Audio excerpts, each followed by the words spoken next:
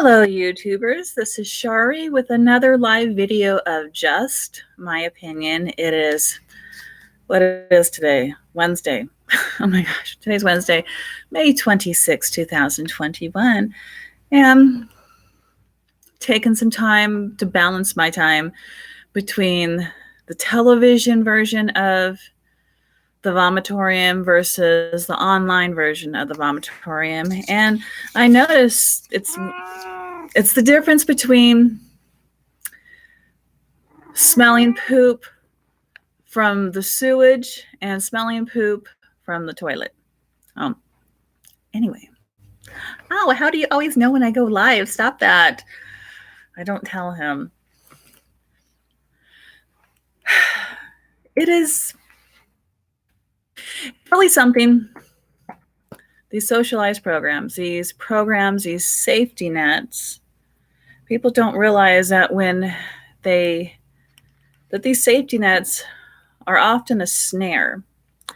And how safety nets usually work is based on my own experience of needing them from time to time in my life,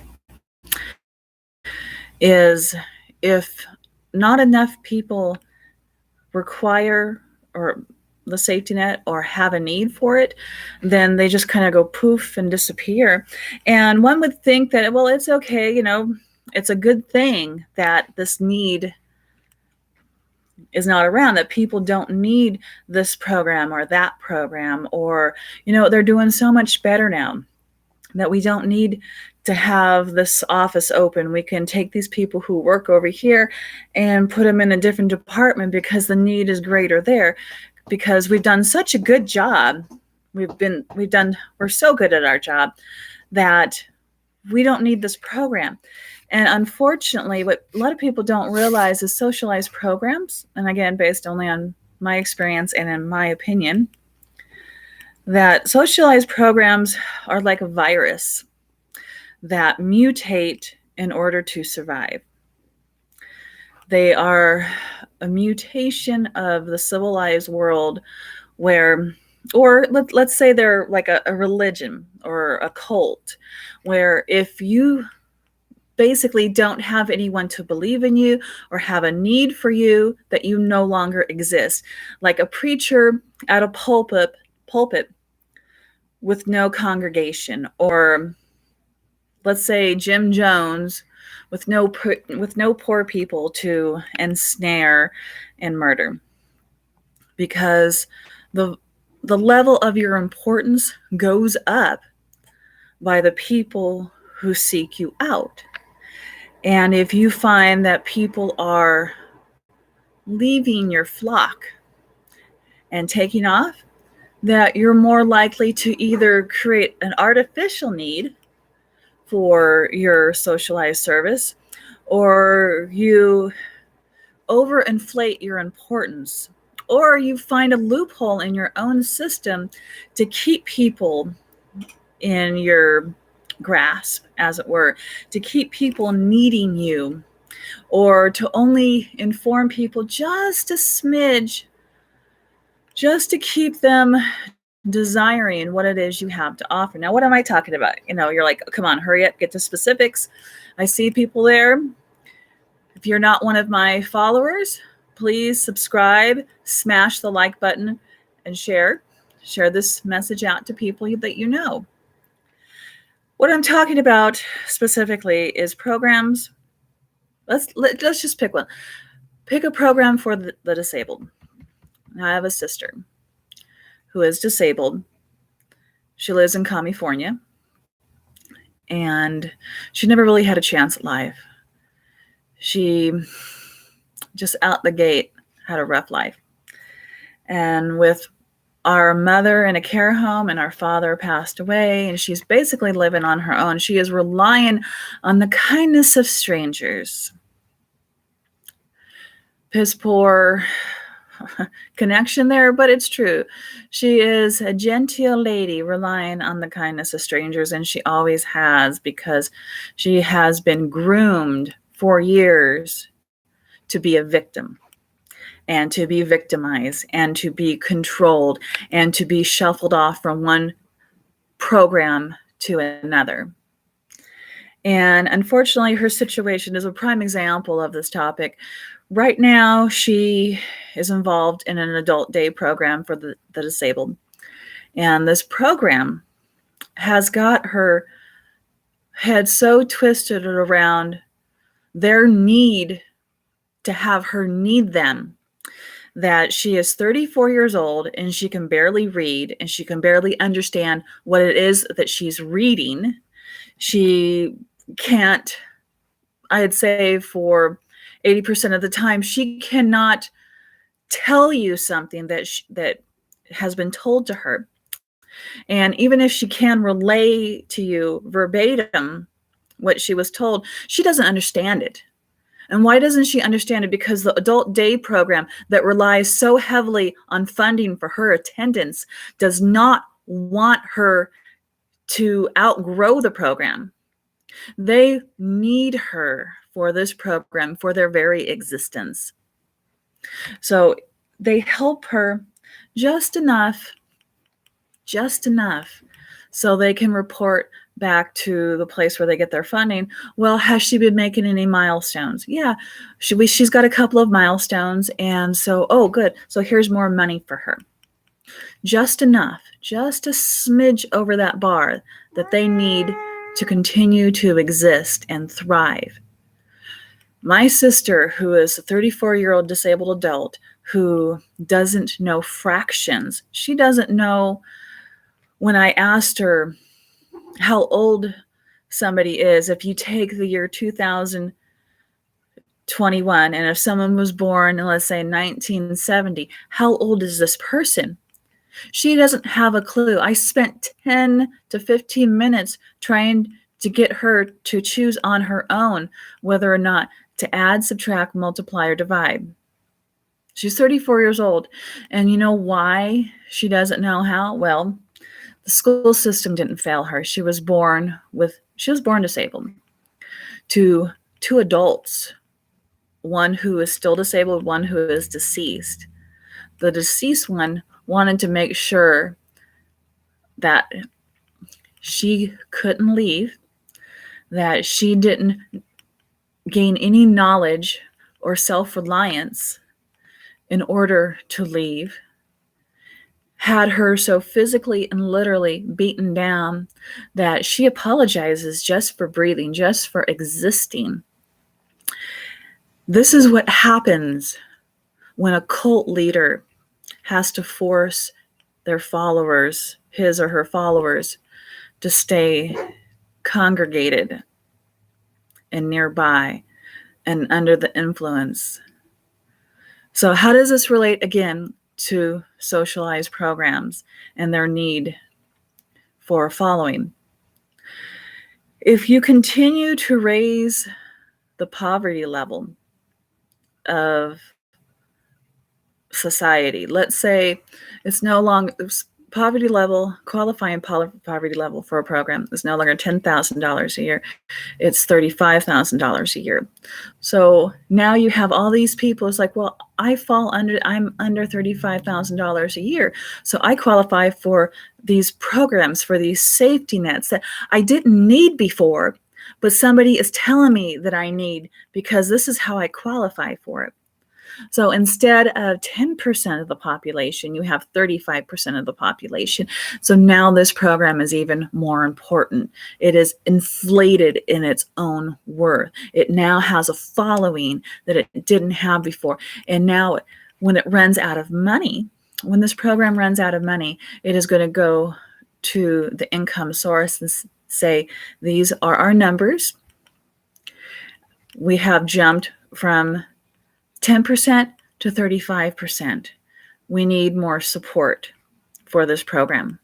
We need additional, not just what you've provided to me in the budgetary menu, but I'd like to take a couple of these a la carte items as well and add that to, like surprise or bonus things that people can have that they like, oh, I didn't know I could qualify for that too. Well, hey,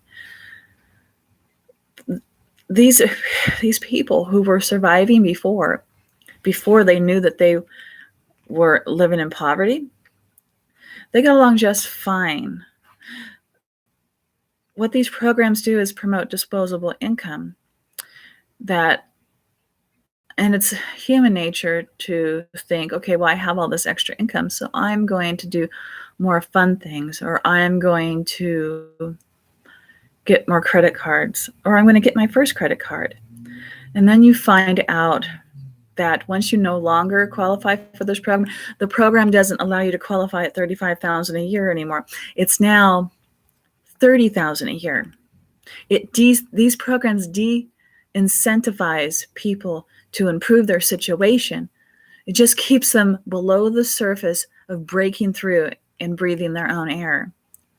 These programs shove people below the surface and force them to take on water and make them believe that the only possible way out of the water, out of feeling like you're drowning, literally and physically or figuratively, is to reach up and hold on to the hand of the program, when all people have to do is kick harder to the surface. Now back to my sister. My sister's in a situation right now where she is living in the front yard of a piece of property owned by my mother, who is disabled, living in a care home. My brother, who is disabled and ward of the state, he's an adult, but he is non-functional on his own. And my sister is living in a trailer that she purchased from her own disability money. Her own disability money paid for that trailer $2,000. Well, the program, and it's not an ideal situation. I don't want to see her continuing to be homeless on her own property because her name was also on the deed. The long and the short of it is, this program is trying to get her out of the front yard, which would be good, into an apartment, which would be even better. But they are telling her that she needs to sell her trailer. Now, this trailer is placed on a homeowners association group property. So that's where the property is located. It's located on a homeowners association piece of land. And according to the bylaws, you can't be living in a trailer at all for any length of time, not even a day. That's not a permanent structure. And yet, somehow, I don't know how, whose money paid for it, somehow the program finagled a way for my sister to stay in the front yard, homeless on her own property. And now that the move, she's so close, she's like this close to getting her own apartment. Now the program is telling her she has to sell her trailer, which makes no sense really, because this program has attempted to move my sister off the property before. They moved her into a trailer park where she ended up getting kicked out and evicted because the program expected the people at the trailer park to care for my sister. My sister needs managed care. My sister needs to be in a group home. She will never be able to live on her own. Oh, quiet you. I'll put you in a group home too. And yet they are willing to just cast her to the wind, like petals to the wind, like that one book, and tell her, you're going to be better now. In order to get you into this apartment, they're finagling with her to sell the trailer for $1,000, not the $2,000 that she paid for it, but $1,000. Now, got some information from what information I could get from my sister is this, that she originally bought the trailer. Did you poop? Did you drop a deuce in there? Oh my God, you stink. My sister originally bought the trailer for $2,000 from one of the program participants that was later put into an apartment. And now that she is the owner of the trailer, has the title to the trailer, she is expected to sell her trailer that she currently lives in to another program participant. This trailer's been passed around by like a half-smoked doobage. So this seems a little fishy to me. Number one, where did that $2,000 go? Number two, Why are they allowing my sister to be shorted $1,000 of what she originally paid for to live in that trailer? And how much money is it that she really needs to move into the apartment? She has permanent permanently disabled funds. She has the ability to move in on her own. And yet they're convincing her that you need us. Just do as we say. We need to feel important. We need you to listen. It reminds me of the snake from the Jungle Book, the cobra. Trust in me. That's all these programs are. All these programs do is they hypnotize you into believing that you are not capable of doing it on your own, because if you were ever believed in your own capabilities, these programs would disappear like smoke, because that's all they are, is smoke and mirrors to people who live in an illusion of, I need to be dependent on somebody. Somebody needs to take care of me, because for some method or some measure of identity politics, I can't do it myself. So in my opinion, in the very short term, hopefully not the long term, we're going to see an uptick in programs that say, trust in me. Or you can't do this on your own. You need us. We're the only ones who can help you. Buy our product. No, you have to buy all of our products, not just the ones that, to pick and choose. There's no a la carte here. If you want to participate, you're going to have to do this. Otherwise, we're going to cast you aside and shun you unless you buy into this program. It's that mental insecurity that these programs thrive on. They thrive on you not willing to do things on your own, or afraid to do things on your own because everyone else is doing it in a group. They thrive on people's fears and pain, and they hope that they can be that warm blanket around your shoulder, that hand in the small of your back as you're crying, alone and in the dark. And granted, people aren't meant to be alone. We're not meant to live on an island with a volleyball. But doesn't that sound a little cultish to you? Hit the thumbs up if you think that's a little cultish to you, where they just talk to you softly and calmly. It's very Jim Jones, that I'm the only one who understands your pain. I'm the only one who can fix you. Just sign up for this, and then when you hit 65, we're going to take your property and everything you own and jack up the capital gains tax, and then you'll have nothing to show for anything in your own old age, and you'll have nothing to give to your family. I know it's far and a leap from what I was just talking about, but again, back to socialized programs. They just talk to you softly and calmly and in a rhythmic fashion that makes you believe that's, it's very hypnotic. I've been down that road myself. And when you give in, when you take the road, how would I describe? If you take the road with the least amount of obstacles, but has very little gain, you've got nothing to show for the time that you spend. It's like spending 10 years on the road and having very little obstacles in those 10 years, but getting like maybe 5%, but taking the same 10 years and having to struggle through, and you're coming out 35%. For people,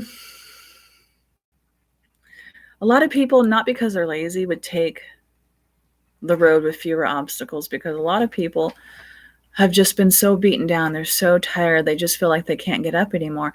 They, instead of standing straight up, they kind of crouch to keep their head under the bar.